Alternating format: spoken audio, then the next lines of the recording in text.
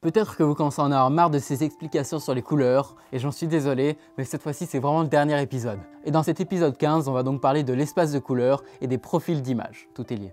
Après, si vous aviez choisi un appareil photo argentique avec des pellicules monochromatiques, eh bien vous n'auriez pas à subir tout ça.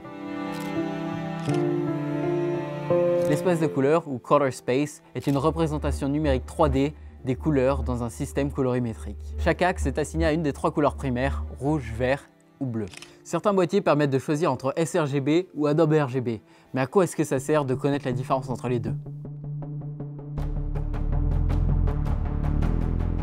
Il doit très certainement s'agir d'une question rhétorique. Mais regardez plutôt ça. Tout simplement parce que ça permet de savoir qui utiliser ou ne pas utiliser dans certains cas de figure.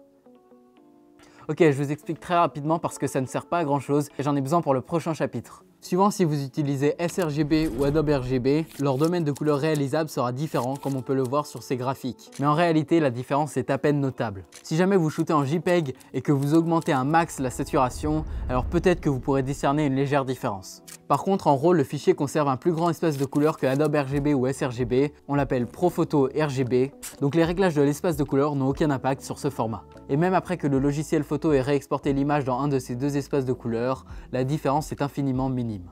Alors choisissez sRGB, c'est plus universel. Comme tout ça c'est pas très concret, j'ai trouvé un moyen d'étendre notre espace de couleur.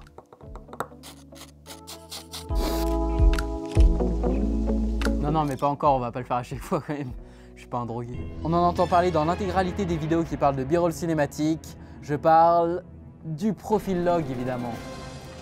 Mais alors, à quoi ça correspond ce log? Les capteurs CMOS et CDD ont la capacité de capter une grande quantité de lumière. Mais pour transmettre ce signal sous forme numérique, les valeurs doivent rester entre 0 et 255. Comme on l'a dit, avec 0 le pixel le plus sombre entièrement noir et 255 le pixel le plus lumineux. Si une zone de l'image est très lumineuse, pour garder des valeurs entre 0 et 255, le capteur va assigner à chacun des pixels de cette zone la valeur de 255. On aurait donc une mauvaise plage dynamique car il y aurait peu de détails dans cette zone lumineuse qui apparaîtrait entièrement blanche. La solution c'est le HDR comme on en a déjà parlé dans l'épisode 10, mais surtout la solution c'est le log. Les valeurs d'exposition d'une caméra forment une courbe dite logarithmique, c'est la fonction log. Donc elles atteignent rapidement de hautes valeurs, ce qu'on considère être de la surexposition, puis elles stagnent. Pour pallier à ce problème, un profil d'image log permet d'abaisser le point d'inflexion, ou knee point en anglais, parce que la courbe a une forme de genou. Les valeurs des zones lumineuses sont donc mieux réparties, ce qui permet de conserver plus de détails dans les zones lumineuses, comme dans les zones sombres. En conséquence, le log permet de mieux exploiter l'espace colorimétrique. Voilà à quoi il a servi tout le chapitre 1. Il y a également d'autres profils d'images intéressants comme les profils monochromatiques qui permettent d'exploiter les variations que d'une seule couleur et de la couche luminance. Ou encore le profil noir et blanc qui permet de n'utiliser que la couche luminance d'une image.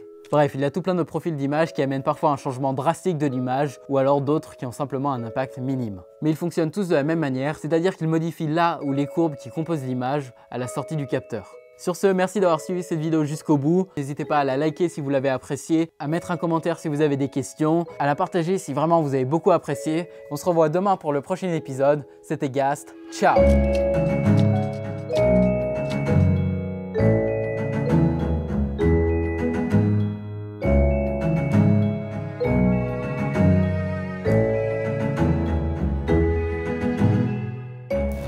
L'espace de couleur.